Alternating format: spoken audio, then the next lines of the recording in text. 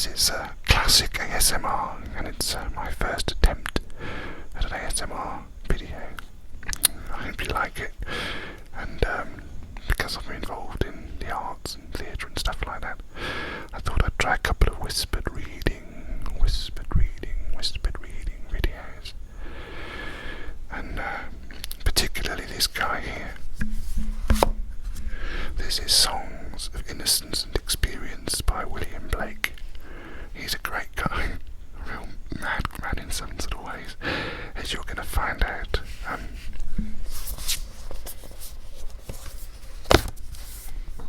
This book was prepared by Tate, the museum, and I hope they don't mind me using it in terms of reading their version. I'm sure it won't. Certainly, I think Yeats is well out of copyright. Although W.B. Yeats, I should say, sorry, not Yeats, Blake is way out of copyright. W.B. Yeats wrote here, "Every page is a window open in heaven. Interwoven designs companion the poems, and gold and yellow tints diffuse themselves over the page like summer clouds. The poems of Songs of Innocence are the morning song of Blake's genius." W.B. Yeats was no slouch, was he? And this is James Joyce.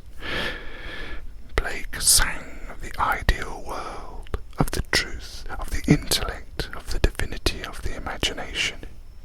The only writer to have written songs for children with the soul of a child. He holds, in my view, a unique position because he unites intellectual sharpness with mystic sentiment. Wow, how's that? Pretty good, eh? Interesting chap.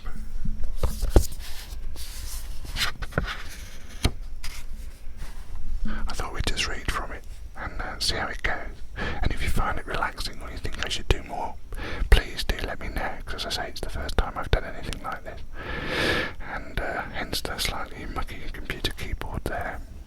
But I quite enjoy the ASMR experience. Perhaps not so much the noise, but certainly the soft-spoken and the whisper. So this is me being soft-spoken and whispering and having a go. So please do let me know if you'd like to hear any more, or if you'd like to hear anything different. That would be fantastic. Let's have a little look at this.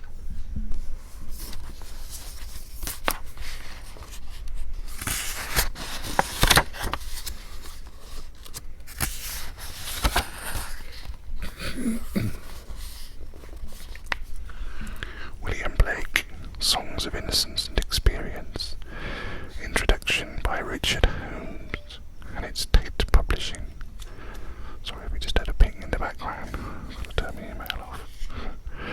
But let's get stuck in. I haven't actually asked Richard Holmes if he minds me using his introduction, so I might not use all of it, but at least it will give you an idea of who William Blake was and why I think he's brilliant. Okay.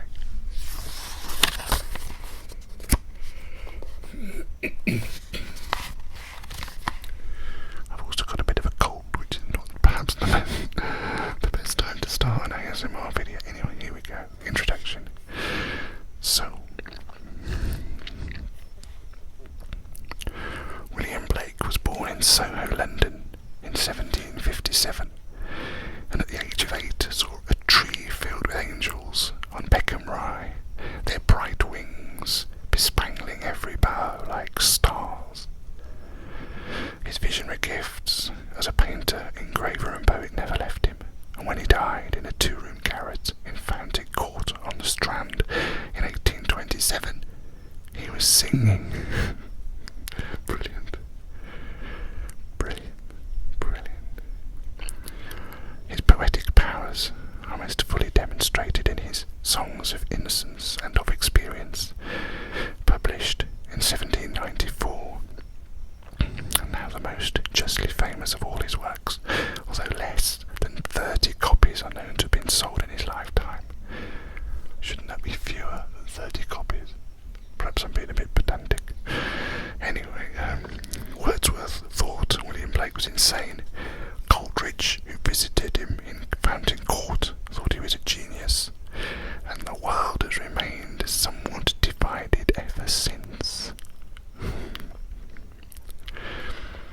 The songs combine extreme simplicity of form with complex and mysterious meanings.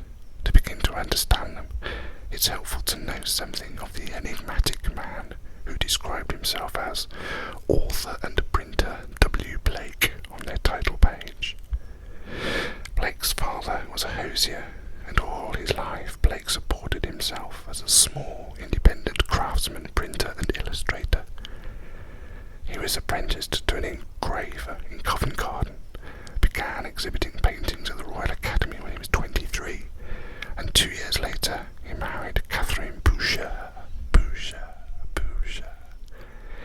the beautiful young daughter of a market gardener, whom he taught to read, mix paint and prepare plates.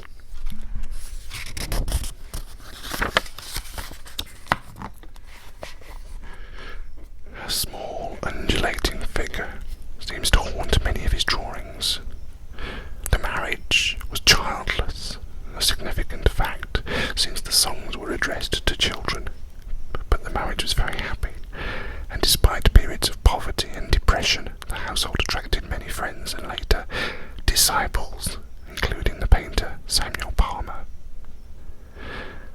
At Lambeth, in London,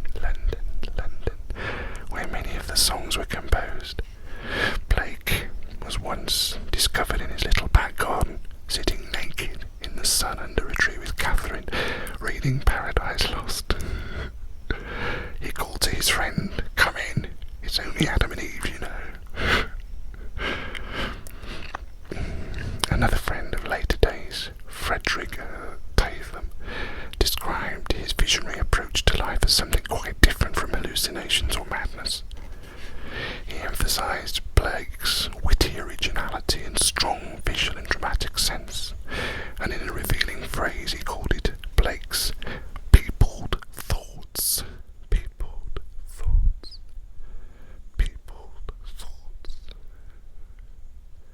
One can see, even in Blake's casual letters, how he constantly perceived the world around him in symbolic form.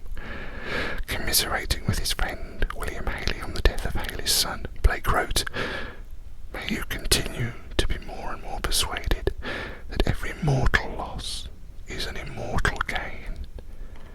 The ruins of time builds mansions in eternity." Again, when moving briefly to Sussex to begin new work, Blake recorded a symbolic incident, which to him indicated that the work would go well. "Work will go on here with God's speed. A roller and 2 harrows lie before my window. I met a plough on my first going out at my gate the first morning of my arrival, and the ploughboy said to the ploughman, 'Father, the gate is open.'" Blake read voraciously from childhood and began writing poetry at the age of 13, walking about the streets of London and going on long exhibitions to the surrounding country villages, as they were then, of course, of Marylebone, Islington and Dulwich, seeing angels working in the hayfields. Gosh, it's funny to think of those areas as country villages now, because they're slap bang in the middle of London. Later in life, William Blake explained his inspiration in the following way. "What? It will be questioned when the sun rises. Do you not see a round disc of fire, somewhat like a guinea? Oh no, I see an immeasurable company of the heavenly host crying, 'Holy, holy, holy is the Lord God Almighty.' I question not my corporeal or vegetative eye any more than I would question a window concerning a sight. I look through it and not with it." Self-taught, energetic, passionately imaginative, William Blake elaborated these visions into a bardic system of symbolic knowledge, a prophetic philosophy, which is partly religious, partly political, and partly artistic.